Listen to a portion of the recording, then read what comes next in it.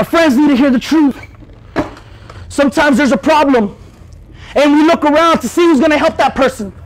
We sometimes our friends, around a circle of friends, I don't know if you've ever been in a circle of friends. Maybe you are a loner without being Christian.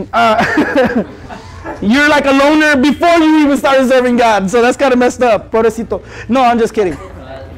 That was me. No, it wasn't. But I don't know if you've ever been in a circle of friends. When we used to hang out, with our friends, we were in a circle. We used to hang out in a little circle like this, and we used to talk. And I remember one of my friends coming in the circle and be like, "Man, I think my dad's gonna kick me out of the house." And it was like, okay, we were just laughing like 2 seconds ago, and now you're coming with bad news. Dude, you're always coming with bad news, you know? And so, like, this guy's coming, he's like, I remember hearing friends tell their stories and be like, "Man, my dad beat me up this past weekend, man, because I stole his truck." And I remember hearing stories from my friends. I remember hearing stories, my friends in my circle, and I'm just kind of like looking around, like, dang, that's messed up. Oh, you got a girl pregnant? Dang, that's messed up. Oh, you thinking about dropping out of school? Dang, that's messed up.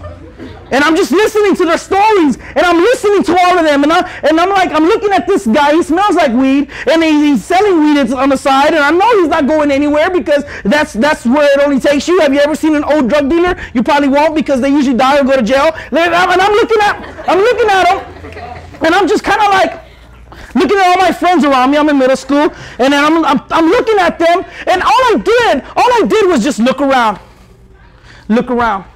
And sometimes we're in the middle of a circle around our friends, and they have all these problems, and they have all these things coming against them, and they're struggling, and they're crying, and they're saying stuff to you. They'll probably tell you stuff in confidence, and you're just like, oh, they tell you about their boyfriend. Oh, he's cheating on me and this and that, but I love him. And you're like, girl, just dump him, girl. And you're giving an ounce, and that's all you give them. Instead of saying, listen, sometimes we just look around like if we're trying to look for a solution, but can I tell you that the solution, you're the solution.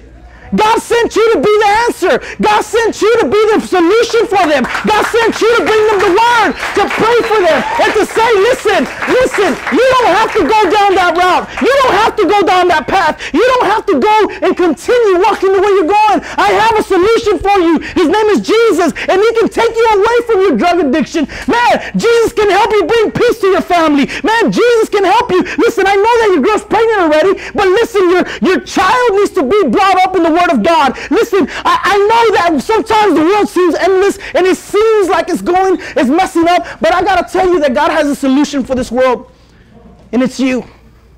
Don't just be led by fire. You've got to be fired up. You've got to stay fired up. The Bible says this in verse 9. It says, but if I say I will not mention him or speak any more in his name, his word is in my heart like a fire shut up in my bones. I am weary of holding it in. Indeed, I cannot.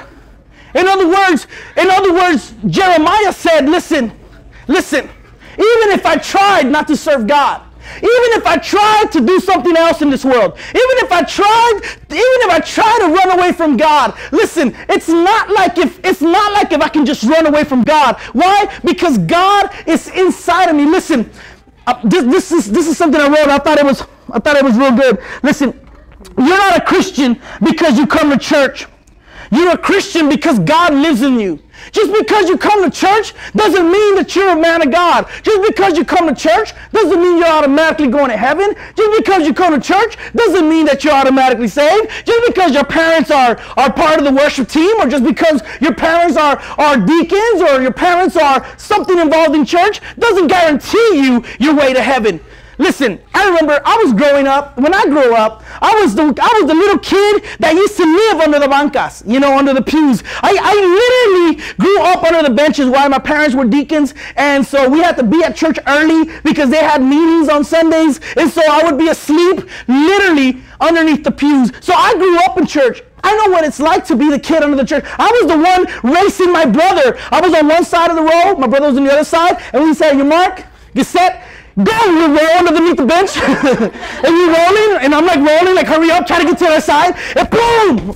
Dang it, the benches aren't even. I hit my head upside. I hit myself upside my head, and I remember crying and stuff, and no one was around because they were in a meeting. And but I was a kid that grew up in church. In other words, I know what it's like to be a Christian. I know what it's like to grow up in church. I know what it's like to live, to be inside church, and people think that you got it together. People think that you're a Christian. People think that you're okay with God. But listen, it's not until you finally say, I need a relationship with God. It's not until you say, I want to commit my life to God. Listen, you can't just be a Christian just because you come to church.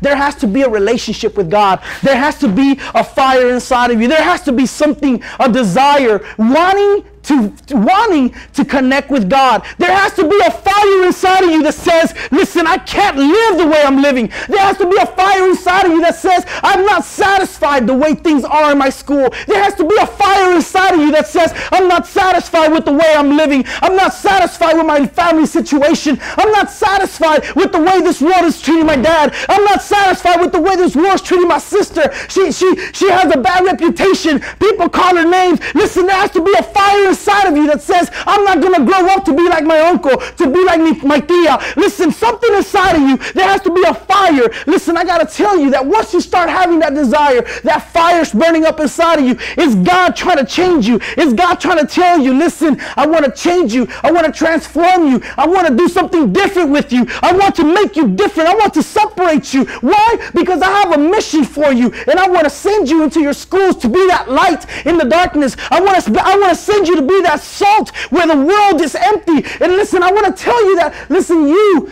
can have that relationship with God. I want you to stand up right there where you're at.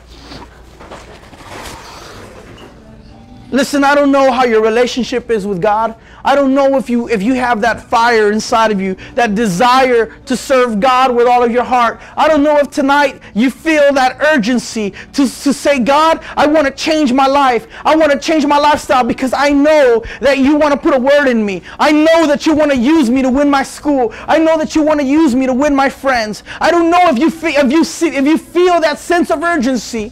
But tonight, I want you to raise your hand if tonight you want a changed life.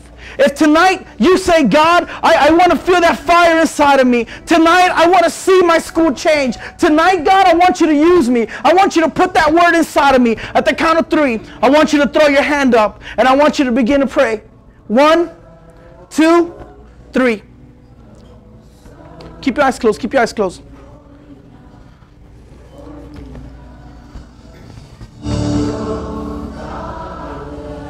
Father, tonight, God, Lord, I pray for every single person in this room. Father, I pray, God, that tonight, Lord, you would speak into our lives, God. Lord, that you would begin to change us. Some of us, God, don't understand the value of our word. Some of us don't understand the value of our existence. Some of us don't think that there's a purpose for us, God. But Lord, you have great plans for our lives, God. Some of us, God, are too scared, Lord, to live for you. Some of us are too scared to be unpopular to live for you. Some of us are scared that people are going to mock us and we're going to be left walking alone. Some of us are afraid, God, to stand for you because it might mean that we might lose all of our friends. But tonight, God, I pray for that remnant few, those few students that choose to follow you, those few students, God, that choose to live for you for real, God, those few students that say, I want to see a change in my school, I want to make an impact in my surroundings, I want to make an impact in my neighborhood. I pray for those students tonight, God. I pray that you would lift them up with fire inside of their belly, God, inside of their bones, God. Lord, I pray that that fire will be shut up in their bones tonight, God. Father, I pray that you raise up champions, that you raise up warriors, that you raise up people unafraid, God. Father, tonight, God, I pray for that person that wants to see their school changed. If that's you tonight, I want you to start telling God, God, use me to change my school.